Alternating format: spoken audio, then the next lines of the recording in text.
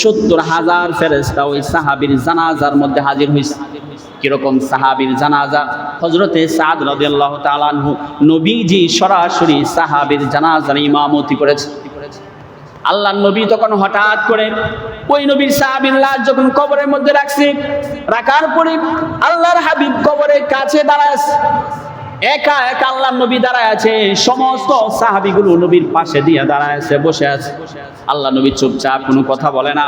হঠাৎ করে আল্লাহর নবী সুবহানাল্লাহ, আলহামদুলিল্লাহ, আল্লাহু আকবার বলে চিল্লান দিচ্ছে।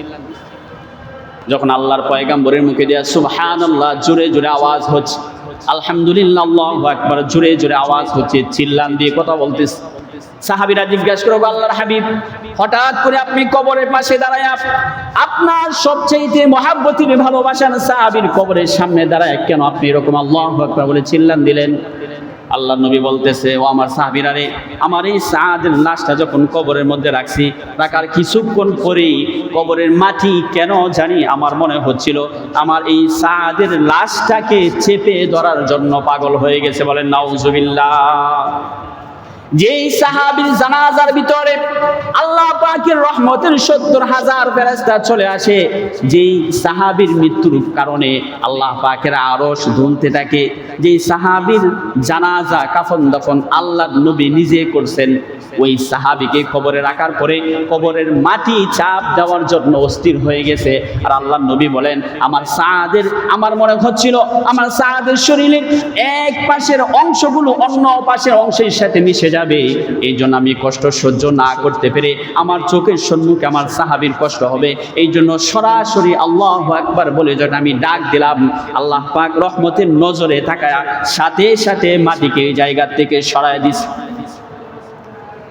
এখন একটা বার চিন্তা করেন, নবীর সাহাবী, নবীর হাতে যার কাফন দাফন হয়েছে, ওই রকম একটা মানুষ, যে মানুষটার জানাজার মধ্যে আল্লাহ পাকের রহমতের ফেরেশতা আয়েশা জানাজার নামাজ আদায় করে, যেই জানাজার ইমাম আল্লাহর নবী স্বয়ং হয়েছে, ওই মানুষটার কবরে শোয়ানোর পরে যদি কবরের মাটিগুলো মানুষটাকে ওইভাবে চাপ দিতে আসে, তাহলে আপনার আমার যেই ঈমান আর যে আমল, এই আমল নিয়ে ঈমান নিয়ে কবরে যাওয়ার পরে আপনার আমার অবস্থাটা কি হবে? এই জন্য আল্লাহর নবী বলছেন, কবরে যাওয়ার পূর্বে তুমি কবরের পরিচয় নাও। কবরটা দুইটা ভাগ হয়ে যায়, ঈমানদারের জন্য, আমলদারের জন্য, অনেক আমলওয়ালার জন্য রাউযাতুম মির রিয়াজিল জান্নাহ, কবরটা জান্নাতের বাগান হয়ে যাবে। আর নাফরমান যারা আছে, যে মানুষগুলো আল্লাহ পাকের নাফরমানি করে, যে মানুষগুলো গুনাহের মধ্যে দাবিত হয়ে যায়, যে মানুষগুলো আল্লাহ পাকের সাথে অগণিত আল্লাহ পাকের নাফরমানি করতেই থাকে, ওই মানুষগুলোর জন্য কবরটা হয়ে যায় হুফরাতুম মিন হুফারিন নার। আল্লাহর নবী বলেন, কোন মানুষের জন্য কবরটা জান্নাতের বাগান হয়ে যাবে, আর কোন মানুষের জন্য জাহান্নামের গর্ত হয়ে যায়। এই জন্য আল্লাহ পাক রব্বুল আলামিন কুরআনুল কারীমের মধ্যে বলেছেন, ইয়া আইয়ুহাল্লাযীনা আমানুত্তাকুল্লাহ, ইয়া আইয়ুহাল্লাযীনা কাফারুত্তাকুল্লাহ। আল্লাহ পাক রব্বুল আলামিন বলেন, এই আমানুত্তাকুল্লাহ বলেছেন, তার মানে যে মানুষগুলো রবকে বিশ্বাস করে ঈমান আনছে, ওই মানুষগুলাকে বলতেছে আল্লাহ তাআলাকে ভয় করো। এবার এটার সাথে সাথে বলেন হাক্কা তুকাতিহি, সত্যিকারের ভয় করো। কারণ ঈমান আনার পরে যদি আমি আপনি গুনাহ করতে থাকি, আল্লাহ পাকের নাফরমানি করতে থাকি, তাহলে সত্যিকারের ভয় রবকে করা হবে না। এই জন্যই রব এই আয়াত নাজিল করে মানুষদেরকে শিক্ষা দিয়েছেন, ইত্তাকুল্লাহ, ভয় করো, হাক্কা তুকাতিহি, সত্যিকারের ভয় করো। কেন সত্যিকারের ভয় করবা? ওয়ালা তামুতুন্না ইল্লা ওয়া আনতুম মুসলিমুন। আল্লাহ পাক রব্বুল আলামিন বলেন, কবর এরকম এক জায়গা, এই জায়গার মধ্যে তুমি মুসলমান না হইয়া কবরের জগতে তুমি আইসো না।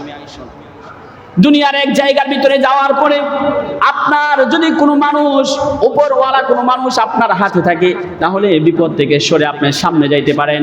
কিন্তু কবর এরকম এক জায়গা, এই জায়গায় যাওয়ার পরে যে ফেরেশতাগুলো আছে, এই দায়িত্ববান ফেরেশতাগুলোকে ঘুষ দিয়ে কোনোভাবে সরানো যাবে না। ওইখানে আপনার কোনো ক্ষমতা কাজে আসবে না, আপনার টাকা তখন কোনো কাজে আসবে না, একমাত্র শুধুমাত্র আপনার নেক আমলটা ওই দিন আপনার সাহায্য হয়ে যাবে, আপনার বন্ধু হয়ে যাবে।